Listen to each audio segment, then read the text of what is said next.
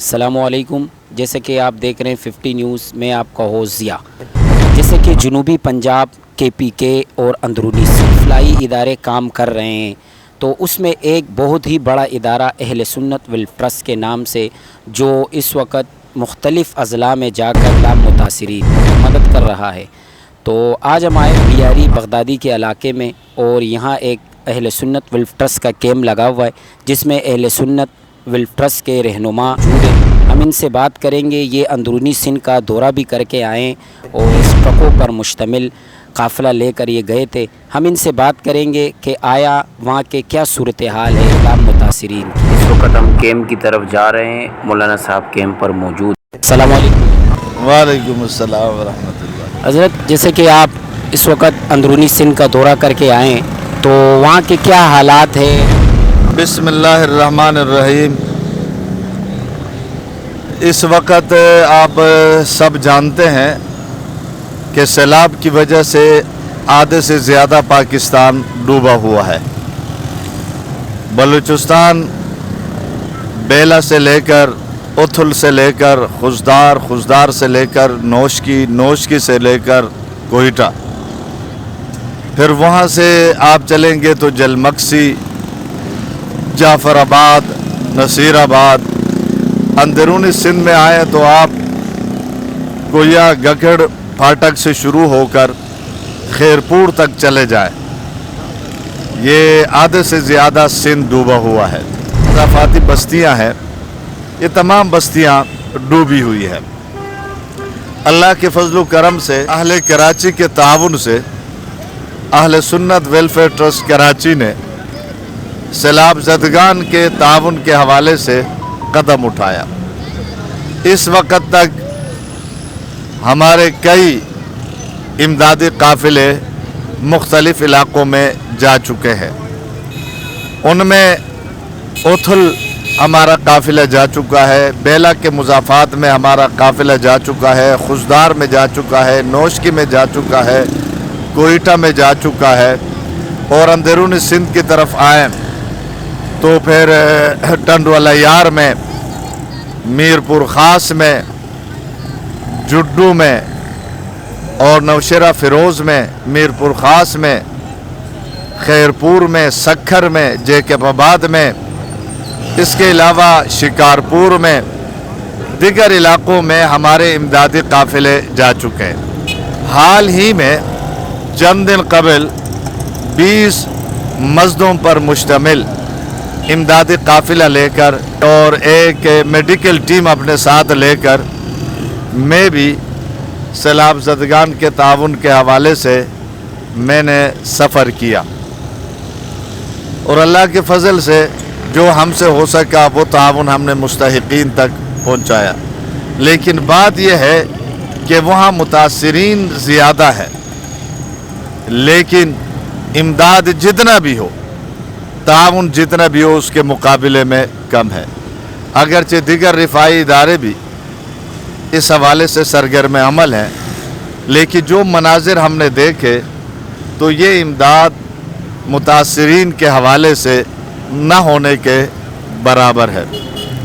हमने अपनी बसात के मुताबिक, चूँकि अगर आप वहाँ चले जाएंगे, अंदरूनी सिंध के जो शहर हैं वो अल्लाह के फ़ज़ल से महफूज है और जो तबाही है, जो बर्बादी है, वो बस्तियों में है। बस्तियां मिलामेट हो चुकी हैं, बस्तियां पानी के अंदर हैं। यहाँ आम तौर पर गैर मुनज़्ज़म अंदाज में जो काफ़िले जाते हैं, उन काफ़िलों का मालूमात न होने की वजह से आम तौर पर शहरों में तकसीम हो जाता है। शहरों में पेशेवर भिखारी वगैरह जो है वो माल छीन कर ले जाते हैं, मुस्तहिक़ीन तक वो नहीं पहुंचता। और मुस्तहिक़ीन जो है वो देहात में है, वहाँ पहुंचना आसान नहीं है। बड़ी मेहनत, जद्दोजहद और मुशक्क़त के बाद वहाँ पहुंचा जा सकता है। हमें कई इलाक़ों में जाने के लिए किश्ती करनी पड़ी। हम किश्ती के ज़रिए से उन बस्तियों तक पहुँचे।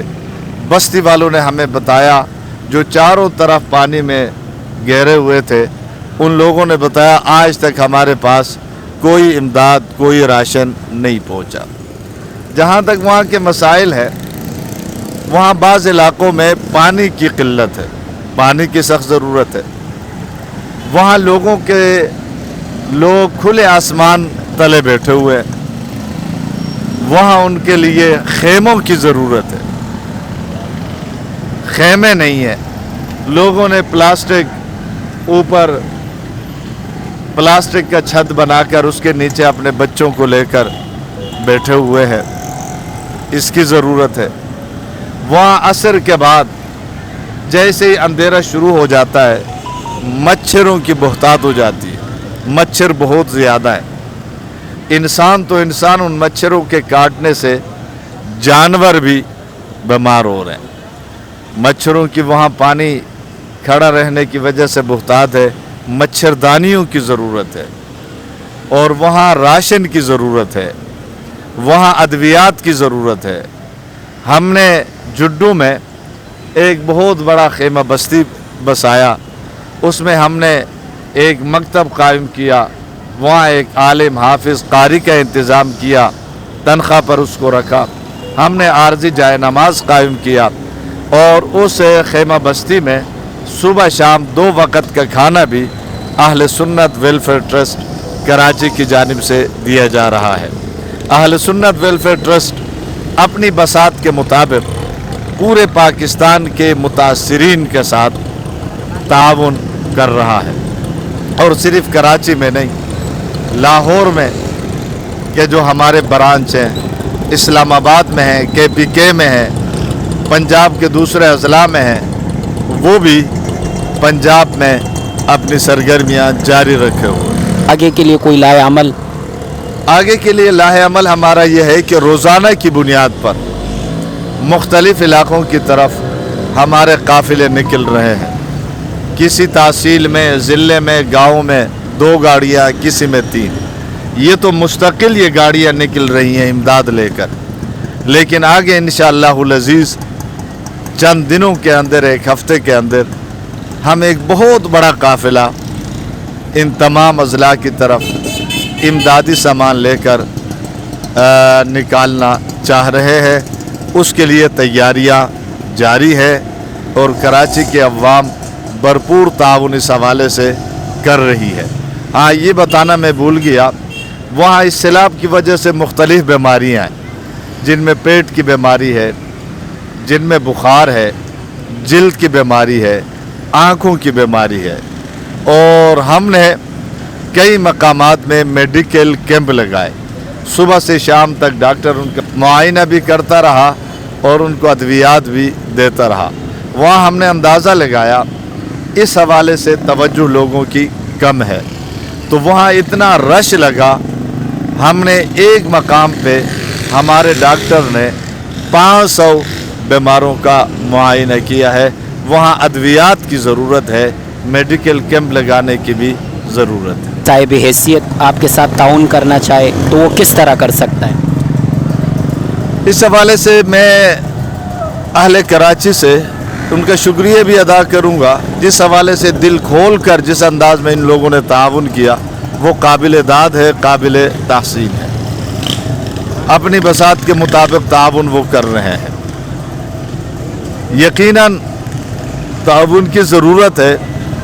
اس حوالے سے ہر پاکستانی، ہر شہری کم از کم ایک راشن اپنے ذمے لے، جو 3500 سے لے کر 4000 تک کا ایک راشن ہے، وہ اپنے ذمے لے، اور جب ذمے لے گا تو انشاءاللہ العزیز یہ پریشانیاں ایک حد تک کم ہو جائیں گی۔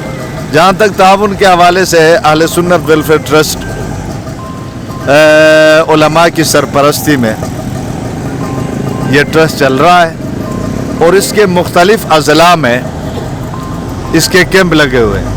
جیسے کہ اس وقت میں لیاری بغدادی تھانہ روڈ پر بھی ہمارا کیمپ لگا ہوا ہے، جوبلی مارکیٹ چوک میں بھی ہمارا کیمپ لگا ہوا ہے، قائد آباد میں کیمپ لگا ہوا ہے۔ اب مختلف اضلاع میں ہمارے کیمپ لگے ہوئے ہیں، وہاں تعاون کیا جا سکتا ہے. اور ہمارا مرکزی جو کیمپ ہے وہ ناگن چرنگی صدیق اکبر مسجد ہمارا مرکزی کیمپ ہے, وہاں بھی تعاون کر سکتے ہیں. تو احباب کو جو آسان ہو اس انداز میں وہ ہمارے ساتھ تعاون کر سکتے.